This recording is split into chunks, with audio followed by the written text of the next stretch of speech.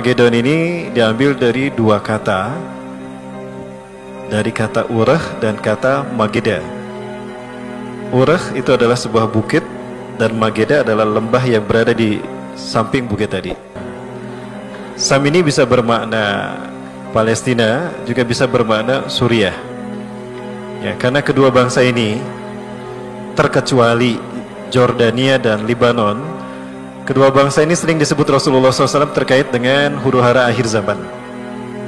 Yang pertama itu Palestina.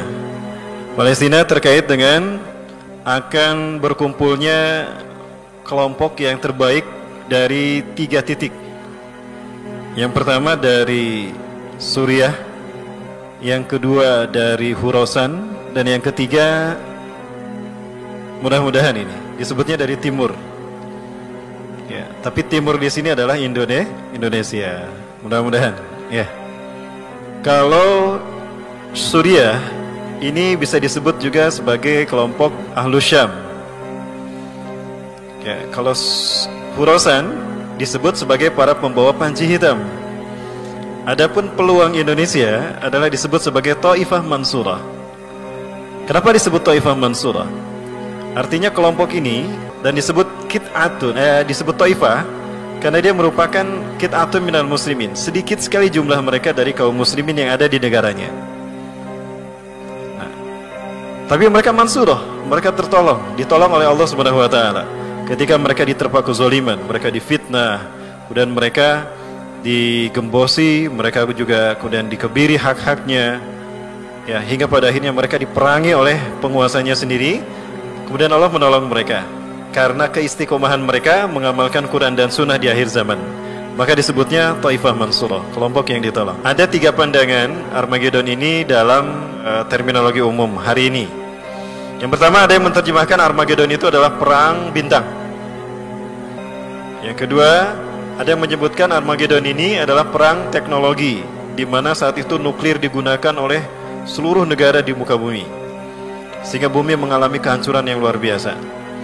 Nah, adapun versi yang benar adalah versi yang kita terima dari hadis Rasulullah SAW, bahwa perang ini adalah perang non-teknologi. Beliau menyebutkan bahwa Rasulullah SAW menyebutkan akan ada satu peristiwa dahsyat di alam semesta, di mana semua manusia akan merasakannya. Apabila itu terjadi, maka masuklah kalian ke rumah-rumah kalian, tutup rapat pintu rumah kalian, tutup rapat ventilasi atau jendela-jendela rumah kalian, berkumpullah bersama keluarga, berkasih sayanglah dengan mereka, beristighfarlah kepada Allah sebanyak yang kamu mampu. Puji. Jadi para muslim sekalian, HP yang kita pegang setiap saat itu tidak akan bisa digunakan sama sekali, ya, karena teknologinya hilang, satelitnya hilang, dan gelombang elektromagnetik bumi hilang. Maka sinyal sama sekali tidak akan ada. Ada fungsinya barangkali jadi mainan anak-anak kecil, ya.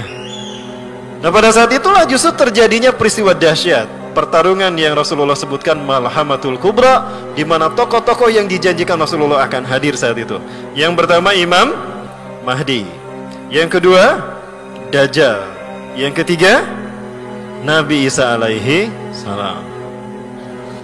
Baik, Bapak Ibu rahmati Allah, perang demi perang ini sebetulnya bukanlah sesuatu yang diinginkan di dalam Islam. Islam tidak mengharapkan perang, sama sekali tidak mengharapkan perang. Bahkan syariat perang pun tidak dari awal ada, ya. Perang dalam arti qital, jihad fisabilillah, itu ada belakangan setelah Rasulullah SAW hijrah ke Madinah dan kaum muslimin. Jadi di Mekah tidak ada perintah perang. Artinya Islam tidak mengharapkan perang. Walaupun ada hadis yang mengatakan, di dalam hadisnya Rasulullah SAW mengatakan, umirtu an uqatilan nas hatta yaqulu la ilaha illallah Muhammadur Rasulullah.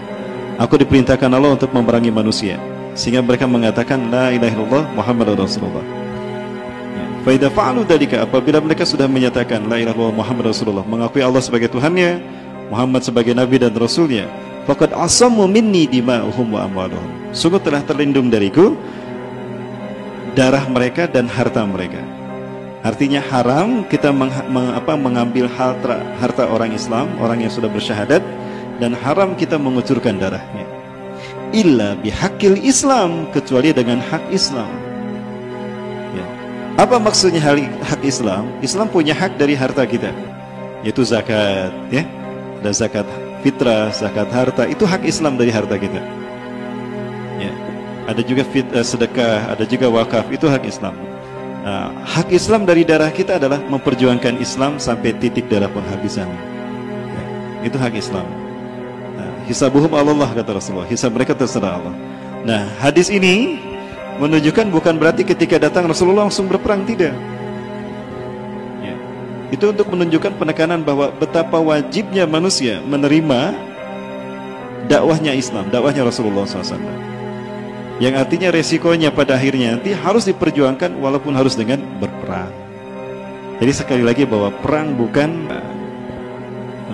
saya dengan beberapa ustadz di Indonesia ini, seperti antara saya dengan Ustadz Ihsan Tanjung, saya dengan Ustadz Abu Fatih Al-Adnani, atau dengan ustadz-ustadz yang lain, termasuk antara saya dengan Ustadz Zulkifli Muhammad Ali Uzma, tentang Armageddon.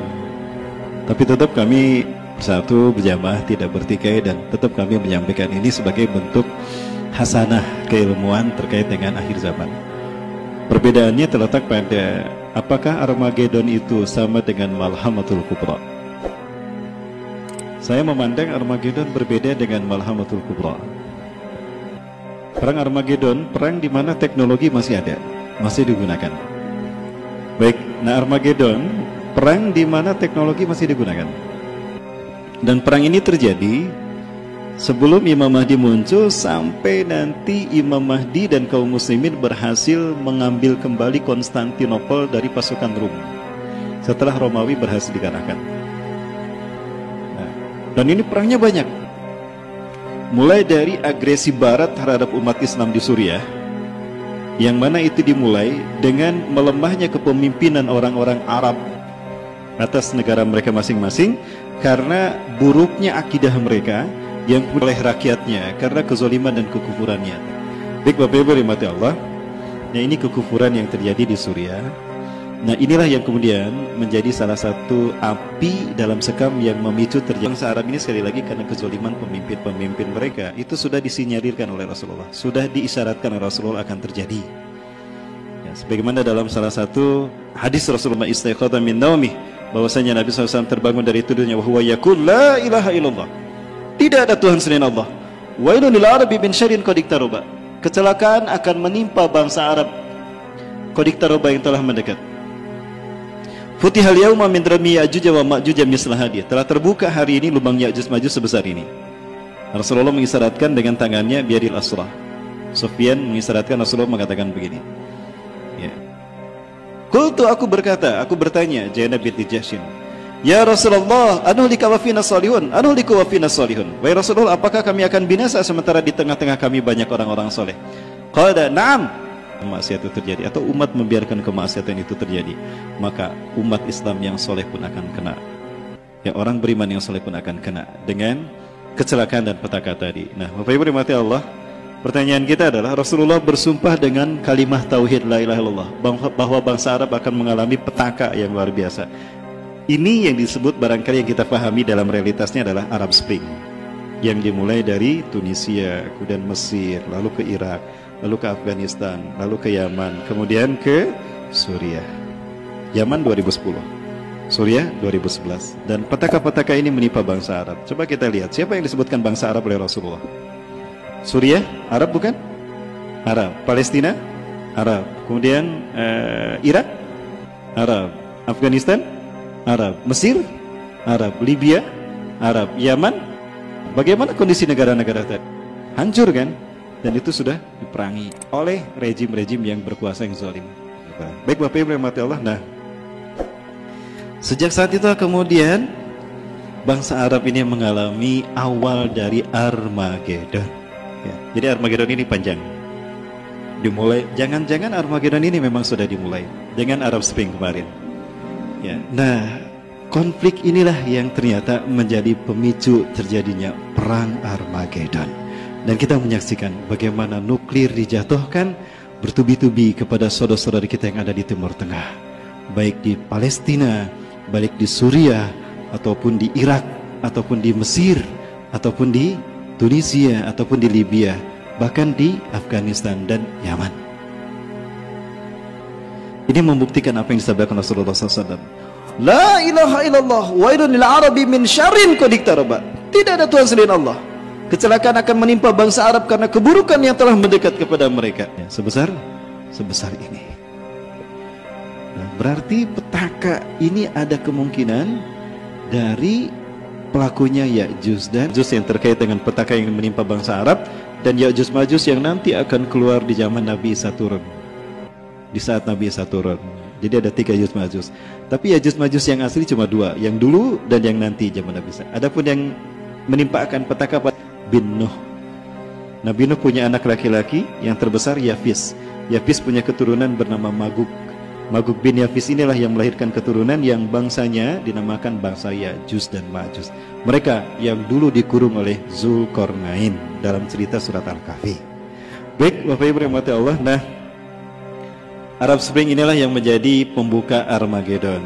Nah, jadi Bapak Ibu, Armageddon ini dimulai dari Arab Spring sampai nanti umat Islam berhasil merebut kembali Konstantinopel.